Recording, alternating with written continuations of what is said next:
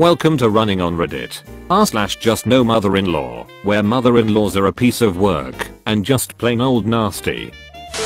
I have been with my now dear husband for 9 years. We got engaged 2 years ago and have been married for 2 months. My dear husband has a wonderful brother and sister-in-law who treat me like their own sister.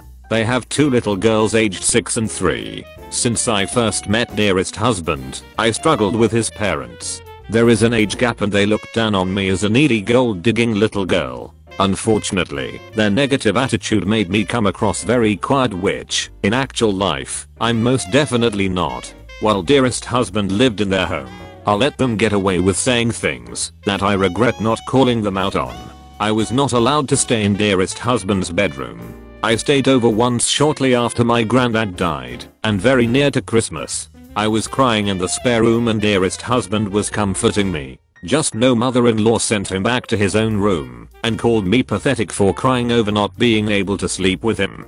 Dearest husband had been to the funeral, so she knew the context. My sister admittedly lacks common sense sometimes. Just no mother-in-law did not know her well enough to banter, but would tell me how irresponsible and did see my sister was. She also said awful things about everyone she knew, including her own sister and niece, which made family events awkward because I knew what she'd been saying and had to watch her be sweet to everyone's face. She and just no father-in-law would not let dearest husband and dear brother-in-law see family unless they were with them.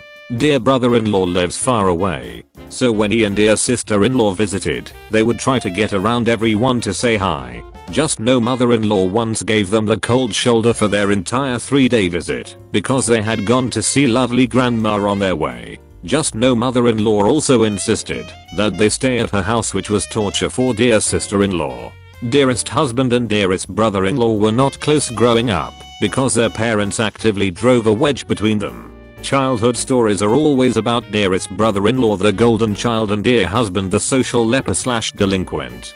Dearest brother-in-law moved away, and they just didn't have the kind of bond that brothers should have, and resented each other for it. Eventually, dear husband bought a house. Sadly, it was only a 5-minute drive from his parents. From the day we moved in, they made a point of telling me, "This is dearest husband's house, and we helped him buy it." I had just graduated, and they had given him 5k towards deposit. This made me feel awful and also validated their sense of ownership to the point that I would get up on a morning and just no mother-in-law would have let herself in and was cleaning my kitchen or something equally bizarre. The arguments this caused between me and dear husband were explosive, which I think was just no mother-in-law's intention. Eventually dearest husband asked for space, which was resentfully given. Key point: just no mother-in-law is allergic to cats and dear husband has never had a pet bigger than a hamster. I have always had cats, but had accepted that I would not be able to have one due to just no father-in-law's allergies and controlling nature. The game changer: a lady I know found a stray cat. I told dearest husband about it in passing, and he asked to see a picture. He was a gorgeous white boy with green eyes, no chip, no collar, needed a home. I put no pressure whatsoever on the situation, and in the end, dear husband fell in love, and Eddie came to live with us. At this point we got disowned. We tried to find middle ground, offered to pay for meals out instead of coming to our house, bought hypoallergenic shampoo to bathe the cat, cleaned the house every day, but just no mother-in-law would not compromise by taking an antihistamine, and preferred to cut his son out of his life rather than lose control. Dear brother-in-law stepped in and was consequently disowned. Dear sister-in-law was overjoyed. Their youngest was 3 months old. She's now 3 and has never met her grandparents because of a cat. Dearest husband's auntie tried to step in and also got disowned along with her husband and 2 children. Essentially just no mother-in-law and just no father-in-law disowned everybody who disagreed with them and now have no family left except lovely grandma who has dementia and can't understand all the falling out. Just no mother-in-law and just no father-in-law did not reach out at Christmases, birthdays, the deaths of 2 grandparents, our engagement, or our wedding. Dear husband and dear brother-in-law used to send cards and letters, but have stopped now. It's been 3 years since any of us had contact. It's great. Dearest husband and dearest brother-in-law have been able to build a relationship without their parents pitting them against each other. Me and dear sister-in-law don't have to deal with snide comments and insults. And auntie's family spend more time with us because before they didn't like being around just no mother-in-law and just no father-in-law. Dearest husband was accused by his parents of tearing the family apart over a cat, but we've all become so much closer and happier without their negative influence. Eddie had cancer and sadly died this year. We honored his legacy by adopting 2 more, just to make sure the in-laws stay away.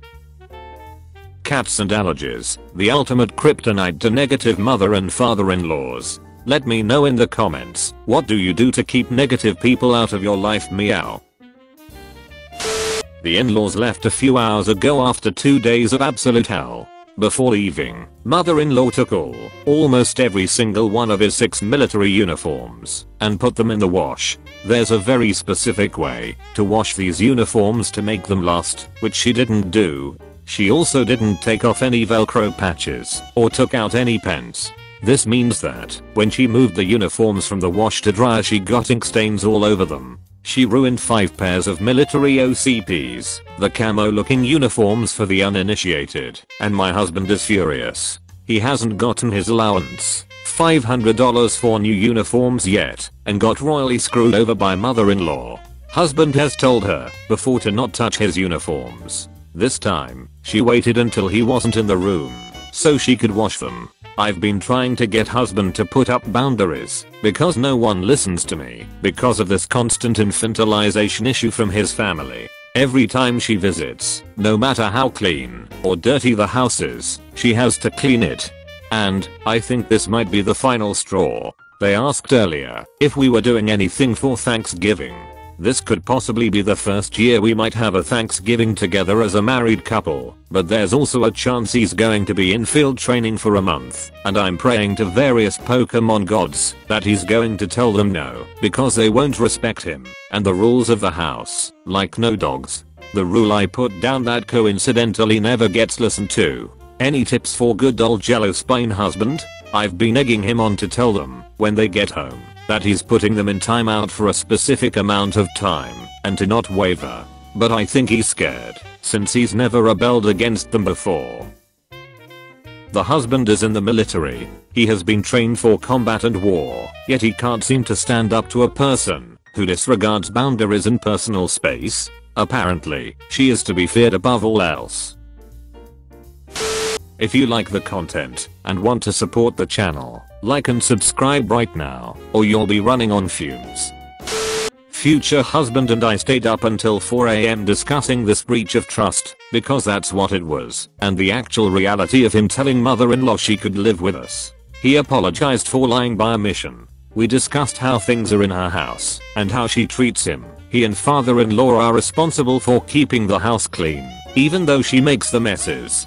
He loves to build things and she always tells him that he's doing it wrong if it's not her way, basically taking hold of his life. He spends a lot of time at my place when I'm there just to get away from her. When I asked why he puts up with it and doesn't stand up for himself, he says it's because he feels guilty because her other son got the hell out of Dodge and is very low contact. Lucky him. So he tries to make up for it. I explained that it's not his job to be responsible for her happiness at the expense of his own. He also told me of the six times he tried to move out and she would sabotage it either by calling the property managers and telling them to disregard the application on his behalf because he had family emergencies, changed his mind, lost his job, and couldn't afford it, etc. Or having some medical procedures done that she had been cancelling but rescheduling whenever she needed him around. He had only learned of this last year when his stepfather told him. Apparently, mother-in-law has legitimately been keeping him prisoner and he didn't realize or want to see it. I've apparently given him a lot of confidence over the years we've been together because I'm the exact opposite of his mother and spend more time supporting him rather than criticizing him. And when I do, it's more a constructive discussion. Since future husband realized I was dead serious about leaving him if he moved his mother in, he said he would do whatever it took for that not to happen because he loved me too much and couldn't lose me. He couldn't throw away the best years of his life I even let him look over the comments on the previous post and he agreed with the majority of them. 1. He's going to therapy ASAP. 2. Wedding has been postponed until later next year while he attends therapy and we also attend pre-marriage counseling. We absolutely love the house that we found and I really didn't want to back out of the contract, but would if I had to, and he came up with a solution. So this morning he contacted the realtor and requested to have his name taken off the contract. Therefore, I would have full control over whom I would allow into our home. Then we contacted my lawyer to draw up a contract that future husband would only be added onto the deed and loan after we had been married for 5 years, unless his mother passed before then. Morbid I know, but he would still be responsible for half of the house bills. Future husband thought of this himself because I was just going to make it, so he would be responsible for half of the house bills. Now, onto the juicy part, the meeting with future mother-in-law. We caught her just before she was leaving to get some moving boxes. No, idiot. We sat down with her and future husband, produced the purchase agreement and told her, "Mom, I made a mistake agreeing to let you move in with OP and I. It's not fair to OP and it's not the best way to start our marriage. Plus, the way you run your house is the complete opposite of the way OP and I do things when we're together.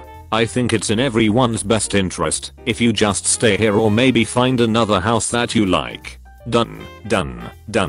Mother-in-law, so you're just gonna let this idiot steal your house and control your life? I knew this skank was no good.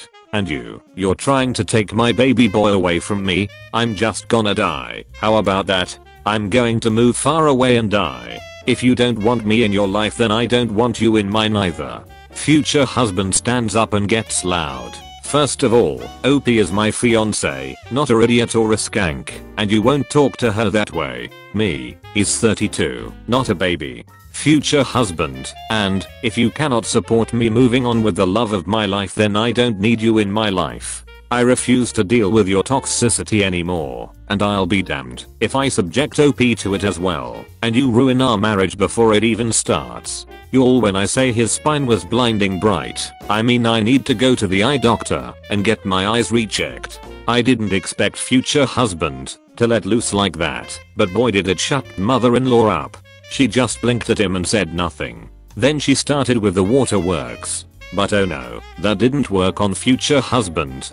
He told her that he loved her, but he thought it would be best if he moved his things over to my place for the time being and then go low contact while we strengthen our relationship. He also said no more late night calls, and if there was a real emergency then to call 911 and to have father-in-law and a doctor contact him. She ranted and raved how she wouldn't call him for anything and that she was glad that her adult son was finally moving out because she didn't want to live with him any longer than needed and it has been too long already. Yeah, okay lady, we know you've been playing warden. So, we loaded what was left of future husband's stuff into his truck and my SUV and took it back to my place. I asked him how he felt when we got home just a little bit ago. Do you know he actually smiled and said he felt relieved that we should celebrate with dinner tonight. I'll be honest, I'm a little worried about him and wonder what the next couple of days will be like. But for now, all I know is mother-in-law is on timeout from our lives and we can move forward with therapy and everything. He has his first appointment tomorrow after work. I'm sure this is not the last we will hear of mother-in-law, but hopefully we can have a break for a while. Glad the future husband was able to find the courage to face the person who was intentionally sabotaging his life. Man mode on. Thanks for watching. Remember to subscribe and turn on the bell or you'll be running on fumes. See you in the next video.